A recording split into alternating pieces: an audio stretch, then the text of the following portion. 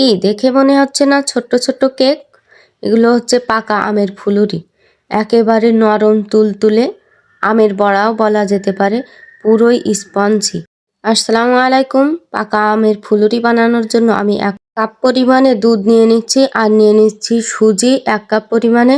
দুটোই same same নিতে হবে। একটুখানি নেড়ে এটা ঢাকনা দিয়ে ঢেকে রাখতে হবে যাতে সুজিটা ফুলে দ্বিগুণ হয়ে যায়। আমের সিজন শুরু হওয়ার আগে থেকে আমের আচার, আমের আইসক্রিম, আমের বড়া, আমের তা খেতেই আসে মানুষ, কিন্তু এখনো পর্যন্ত হয়তো আমের ফুলুরি খাওয়া হয়নি। এটা একটা সম্পূর্ণ আনকমন রেসিপি। বানানোর পদ্ধতি একদমই সহজ আর খুবই অল্প উপকরণে মাত্র 5 মিনিটেই বানিয়ে নেওয়া যাবে। আমের ফুলুরি বানানোর জন্য আমের স্বাদ একটু বেশি মিষ্টি হলেই ভালো হয়, কারণ এতে চিনি দিতে হয়। আর কেউ যদি বাচ্চাদের খাওয়ানোর জন্য চিনি ব্যবহার না করতে চায় তাহলে চিনিটা স্কিপ করা যাবে। আমগুলো কেটে ছুরির সাহায্যে এভাবে চিড়ে চিড়ে নিয়ে একটা স্টিলের চামচ দিয়ে আমি কেকে কেকে আমগুলো নিয়ে নিচ্ছি।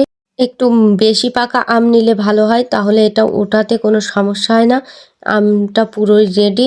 এখন আমি হাত দিয়ে একটু মাখিয়ে ব্লেন্ডারে পেস্ট করে নিয়ে আসবো। এইবারে রেডি। এখানে আমি সেই সুজি আর দুধের মিশ্রণটুকু দিয়ে আমের ভিতরে এবার 1 কাপ পরিমাণে দিয়ে দিয়েছি আটা বা ময়দা, 1 কাপ পরিমাণে চিনি, সামান্য একটুখানি বেকিং সোডা আর স্বাদ মতো লবণ দিয়ে এবার এটা মিশিয়ে নিতে হবে। যত ভালোভাবে মিশিয়ে পেস্ট করা যাবে ততই এই পিঠাটার ফিনিশিং ভালো হবে। আমি ভালোভাবে চামচ দিয়ে ঘুরিয়ে ঘুরিয়ে মিশিয়ে নিচ্ছিলাম। আমার মনে হচ্ছিল আটার পরিমাণ একটু কম হয়ে গেছে, তাই আমি আরও দিয়ে দিলাম। এবারে এটা মিহি করে পেস্ট করে নিতে হবে যত ঘোরানো যায়। এই যে এরকম একটা ব্যাটার তৈরি করতে হবে যাতে হাত দিয়ে এর শেপগুলো ঠিকঠাক মতো দেওয়া যায়। ভালোভাবে ঘুরিয়ে ঘুরিয়ে আমি এটা রেডি করে নিয়েছি। এইবার কড়াইতে তেল দিয়ে আমি তেলটা একেবারে গরম করে হালকা আবার একটু ঠান্ডা করে নিয়েছি। এবার একটা একটা করে এই বড়াটা আমি তালের বড়ার মতো দিয়ে দিচ্ছি। এই কাজটা করার সময় হাতের স্পিড 100 থেকে 1000-এ বাড়িয়ে দিতে হবে। যত দ্রুত এগুলো দেওয়া যায় দিয়ে উল্টে দিতে হবে। এই সময় গ্যাসের ফ্লেম একেবারে লো রাখতে হবে যাতে সবগুলো একই সাথে ভাজা ভাজা হয়, এর ভিতরটা যাতে নরম তুলতুলে হয়ে ওঠে আর পুরো কাঁচা কাঁচা ভাবটা দূর হয়ে যায়। এই যে আমার দেওয়া হয়ে গেছে, আমি আস্তে আস্তে উল্টে দিচ্ছিলাম। উল্টানো কাজটা অনেক কষ্টের।